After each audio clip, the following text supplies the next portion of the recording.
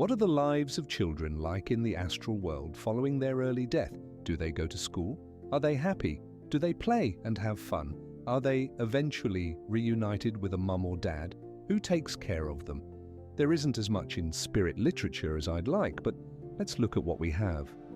In one account, a woman who has just died is eager to find her son. He died some years before, and she is led to a children's school where he has lived ever since. When she sees him, her joy is too great for words. The child is eager to show her around. He leads her about the school and the grounds and shows her all his favorite places. He introduces her to his schoolmates. His face, like hers, is beaming with delight.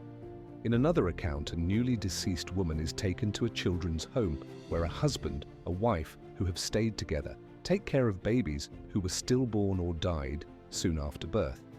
These tiny ones are nursed in a manner different from children who have lived longer and, quote, have fought and developed in the earth battle of life. Leslie Stringfellow, a Texan who died at 20, tells his mother there are homes for children of all ages. Today, he says, we visited one situated in an immense grove of trees, and the buildings covered a space of ground as large as a small town. This was for small children under 7 and 8 years. Older ones have other homes where they go after leaving these more junior ones. The children are watched over and cared for by the most beautiful motherly spirits who in their earth life were especially fond of children. Leslie, not much older than a child himself, enjoys playing with children. On December 25, 1889, he organized a Christmas activity. He materialized a Christmas tree and supervised a party complete with music he composed and presents to give to the kids. He describes the scene, well, we had our tree. It was ornamented with jewels as well as toys, and we had little images of all kinds of birds and beasts.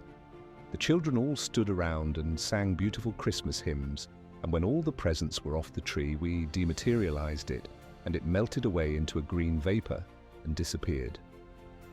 On another occasion, Leslie and his friends attended a school outing. Sitting under trees, they delighted in telling the kids stories of Earth. I told them all about the flood in Galveston in the hurricane of 1886, when I went down and got the ducks, and about the snakes, about my boat, and the pears my family grew and sold, and what astonished them most was that we raised pears to sell. These children had not known Earth life, and here, as you know, all is free. When we told them money was little round pieces of metal, they could not understand why anyone wanted it, and we had to laugh at their curious questions. It would be a mistake to think that heaven can't be fun. For souls who die as children, Leslie continues, there are no violent changes. The little ones grow up about as gradually and imperceptibly as they would have grown on Earth. The tendency is to fulfill the normal rhythm.